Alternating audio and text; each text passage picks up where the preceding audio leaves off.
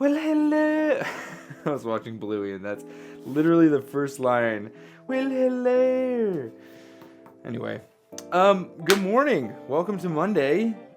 Today is I guess this would be the 5th day with my Steam Deck. We're gonna actually do a Steam Deck week. I think that's kind of fun, right?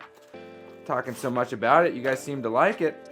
And I was going through the comments and fiddling with the Steam Deck quite a bit over these past couple of days, the weekend rather. And you guys were right. You commenters. I've read every comment, some of the negative ones, and people tell me I don't know what I'm talking about, which is very true. I certainly don't know what I'm talking about. When I'm done, I've discovered something. I don't want it to be mistaken. I'm no expert. This is a discovery show. You are watching me discover how this all works out. I by no means am claiming to know anything. That being said, I was wrong about a great deal of things, and I want to go through my findings. What I was wrong about. This episode, this cup, is all about me gulping down and swallowing everything I was wrong about. I think that's good, right? I think it's good for someone who talks about tech and tries to get people excited about products and potentially recommends things, to show that, you know what? Though I speak with confidence and share what I feel, I learn too. I learn publicly. That's one of the joys of doing this thing, is everything I do is public. Now, what is one of the big lessons I've learned through this? Well, the first one was I made a claim. I said that the Steam Deck, oh gosh, I'm spilling water everywhere and I don't have a napkin. Well, I'm gonna do what I tell my kid to do sometimes, and that's just use your sleeve. There we go. That should do it. All good. I was wrong about who this was for, because as it stands, I am a console gamer, and I'm like, man, this is really exciting.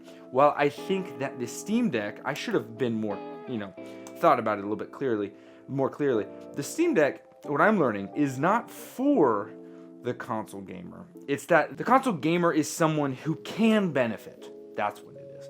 Who can benefit greatly from having something like the Steam Deck. Especially if that specific console gamer present wants to experience PC gaming.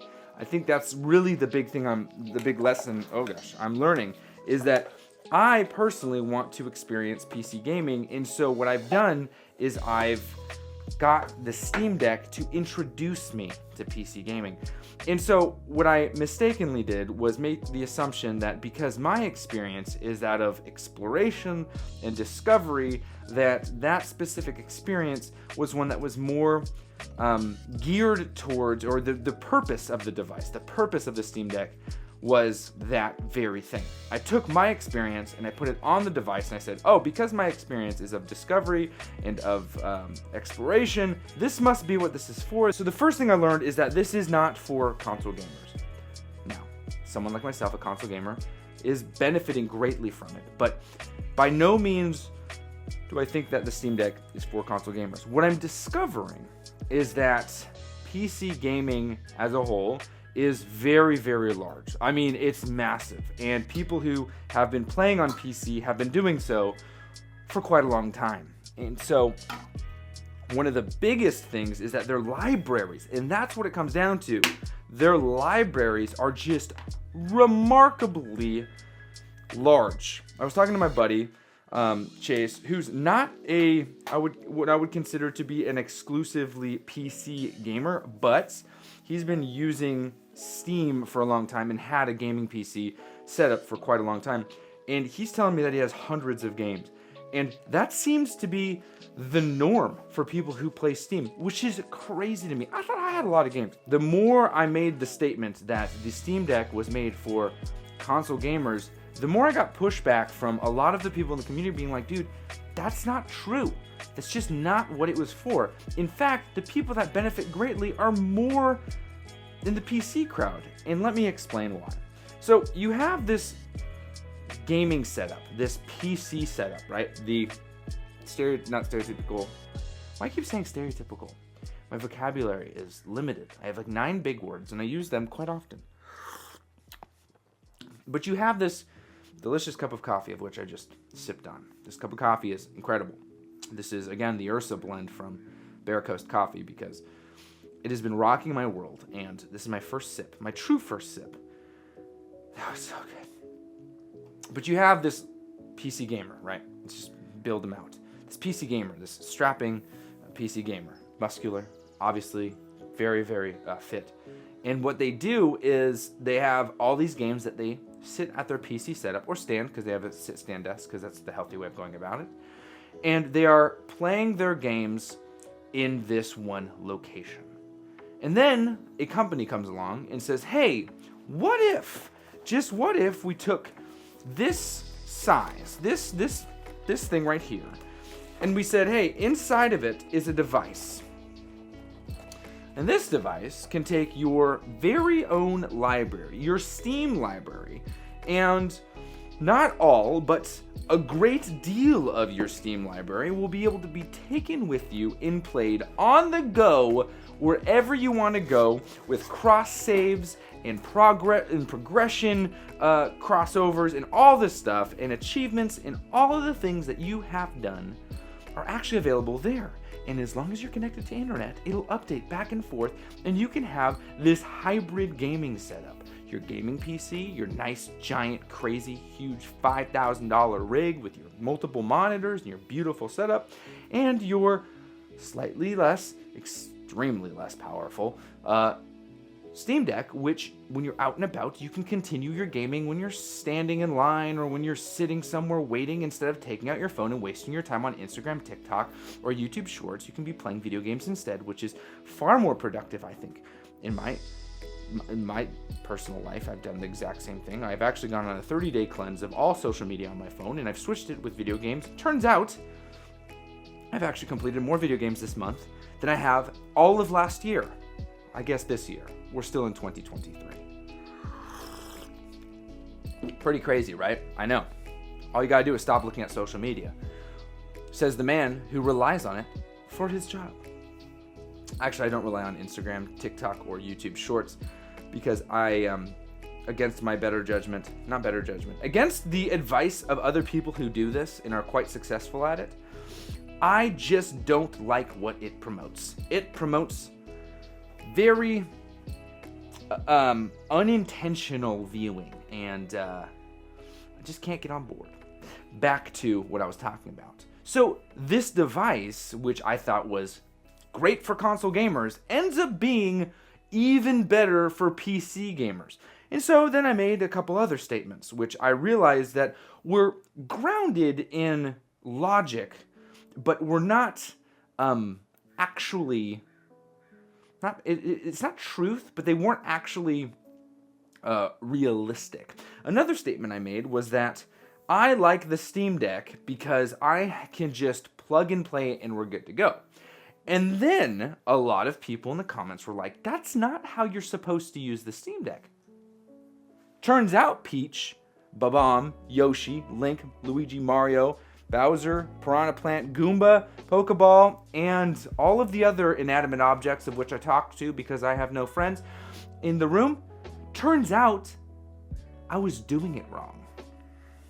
Go figure, the console gamer who thinks that the Steam Deck is specifically designed for consoles,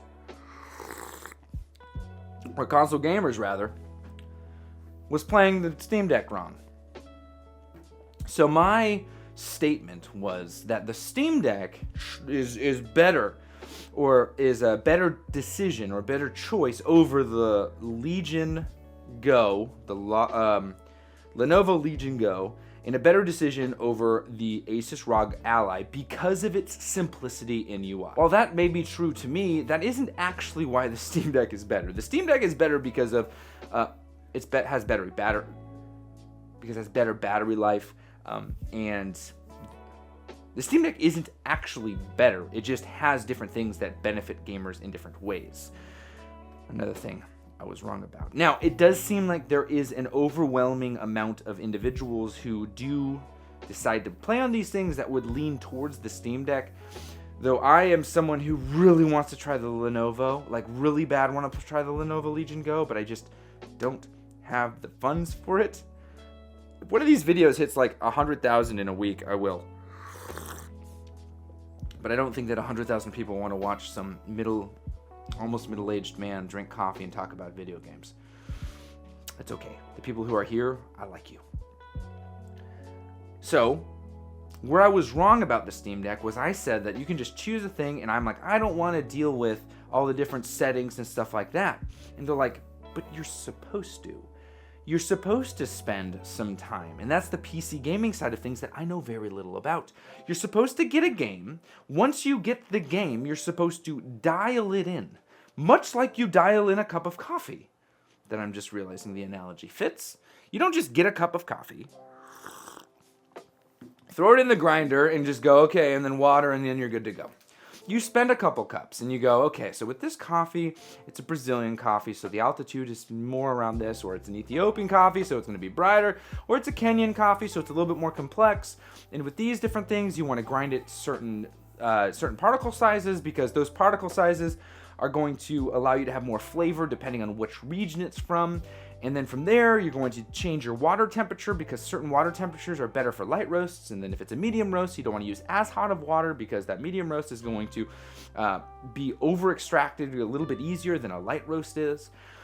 And then finally, you're going to want to deal with your dose size. Maybe too much coffee and too little. Change your ratio, 16:1, 17:1, 15:1. All these different things you need to do. And with more experience, you can do it in less cups. But with less experience, you look to recipes and you look to other people. Or you just experiment on your own to learn. And you try and you see what works for you, what you can deal with, what flavor characteristics. This analogy is the freaking best analogy ever, because that's exactly how PC gaming is, and I didn't even know it. Gosh, dang it. Turns out you do the exact same thing with video games.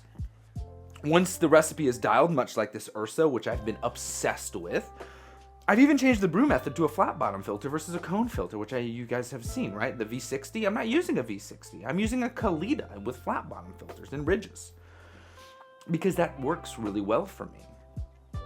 And so, turns out, when you get a game on Steam, your first experience with that game is either to go to the community and see what settings they have decided works best on the specific machine you have. It's a PC, you have different things like your graphics card, your processor, how much RAM you have, different things like that.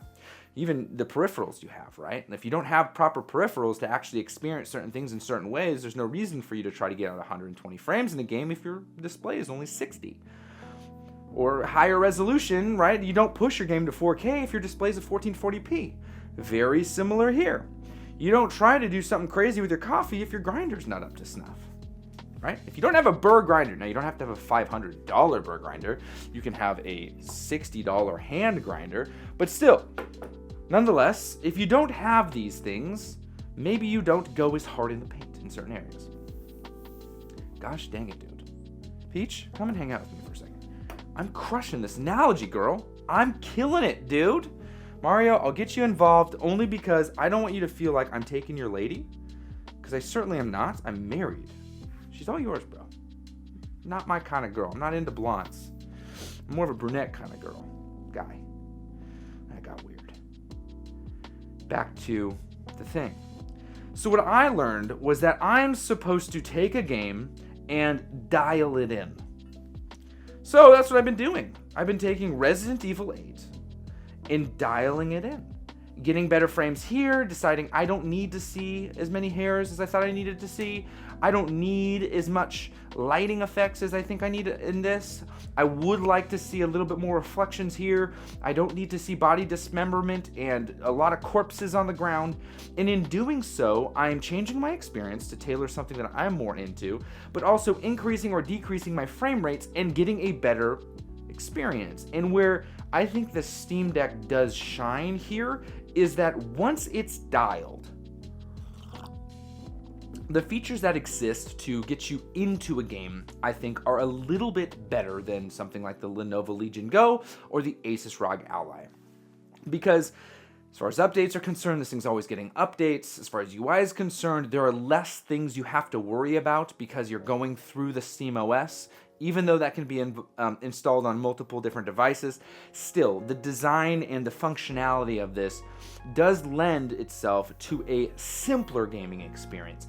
I'm not going to say it's better, but for someone like myself who has now been introduced to dialing in a game, that's another step that I'm not used to. I would not feel super comfortable if on top of that I was dealing with file management issues on a handheld device. Now, if it was a computer, it'd be different. I know that they're the same thing, but I think I'm more mentally in a space where if I was sitting at a desk and I had to deal with updates and there's drivers and all these different things happening, I would be more likely to sit and figure it out.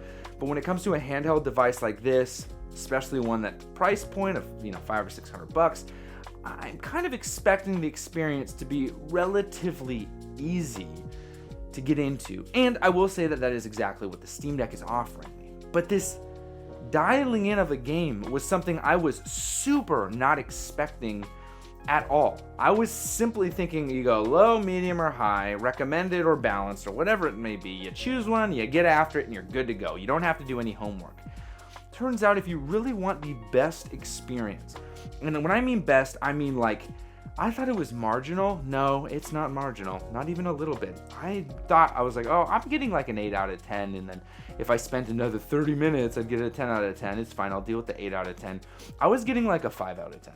I didn't realize how much of a difference it made to actually do my homework, spend some time getting the game together, and then just get after it. But here's the best part.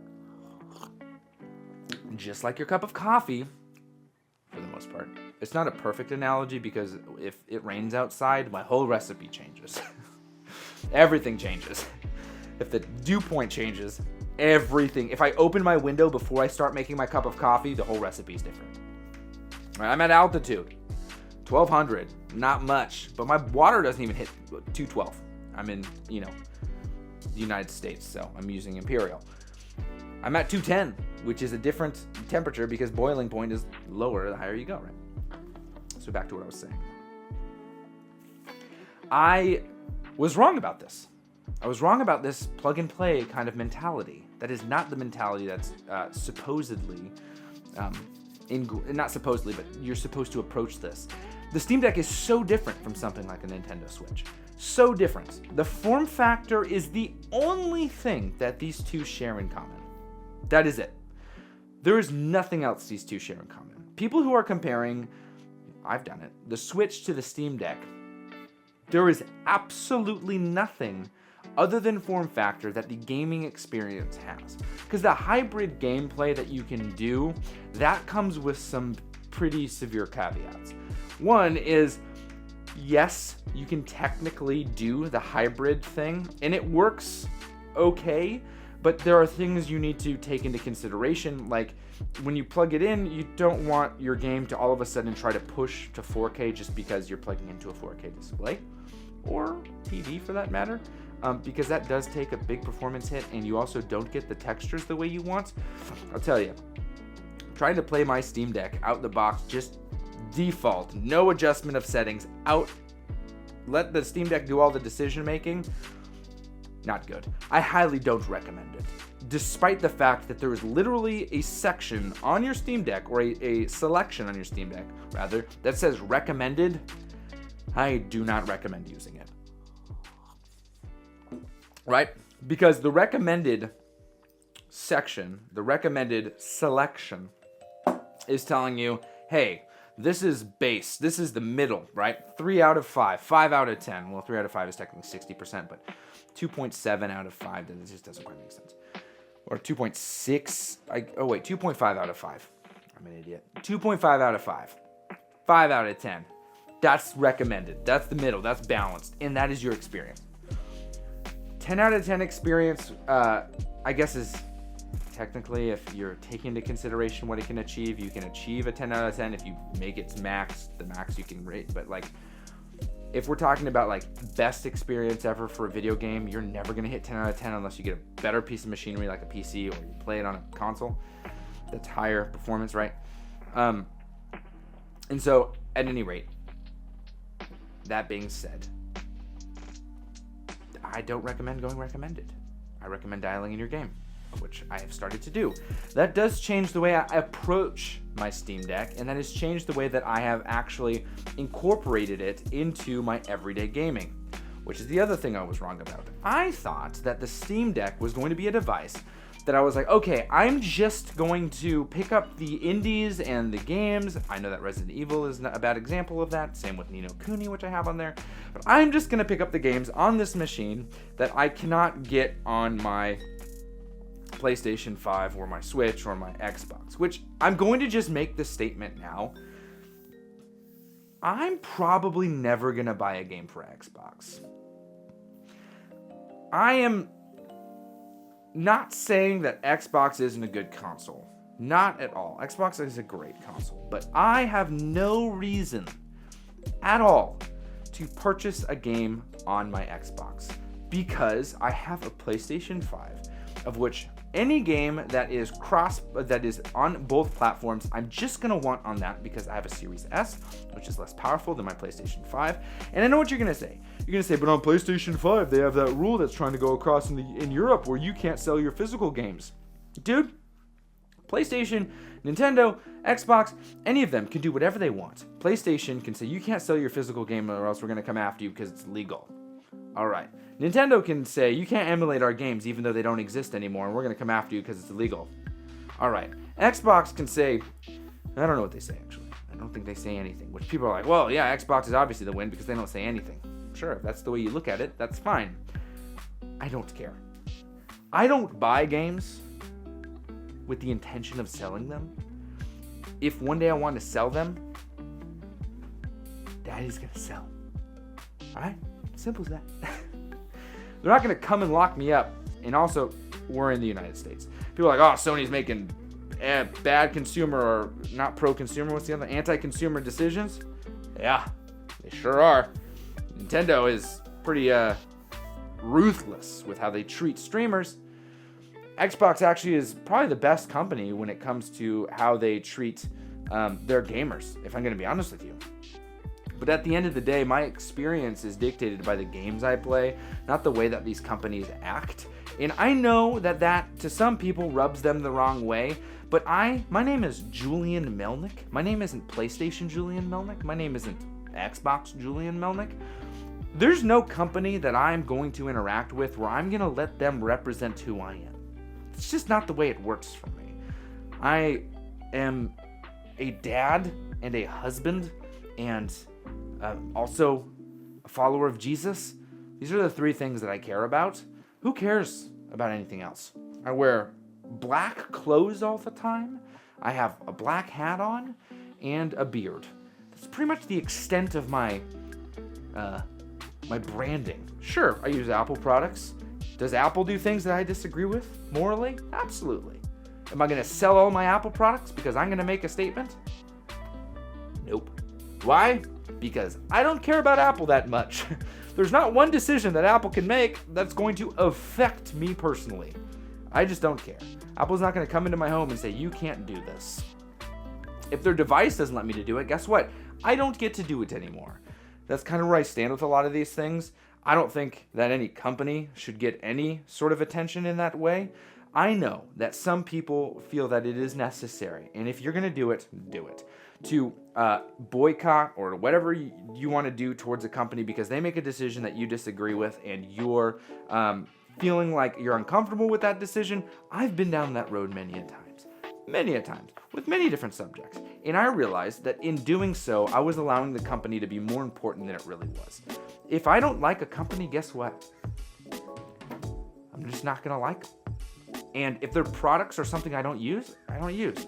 But back to video games, Sony is potentially making a decision in Europe, which I've been looking into, and it looks like this is actually a thing they're trying to do, where they're making it difficult for individuals to sell games. Where essentially you don't own a game, you just own a copy of the license, which I think is interesting, because when it comes to the argument that PC gamers make, PC gamers haven't owned a game in decades. They just own licenses. And if your Steam account gets shut down, you're going to have to pirate to get that game. I know that there are elements of that I may not know. There are nuances about the software and stuff like that, but if for some reason you were to lose that software and your Steam account was disabled, you would not have that software. So at the end of the day, the fantastical, you don't own anything and you're gonna like it kind of nonsense is really just there to make you upset. You should just think more about how you're interacting with something in a given present time and then just interact with it. And if it becomes more difficult to use in 25 years from now, you probably should just do something else.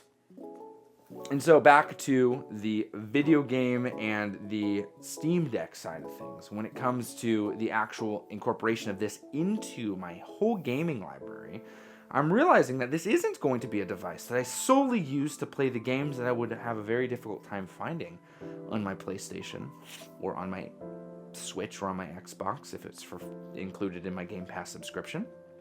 I'm realizing that, honestly, it's going to be a device that I use for more than that. For instance, I do want to play through some of the Resident Evil series, a series of which I have never considered playing because the subject matter is a little outside my realm of interest, but I understand that this game actually has a lot of stuff in it and it might be worth my while. And so I'm playing through it and I'm enjoying it to a certain extent. It's a little bit of an acquired taste. I'm not going to say that I love it. Certainly don't love it like I love Final Fantasy 16, which I'm playing for the second time. But I am enjoying the experience nonetheless.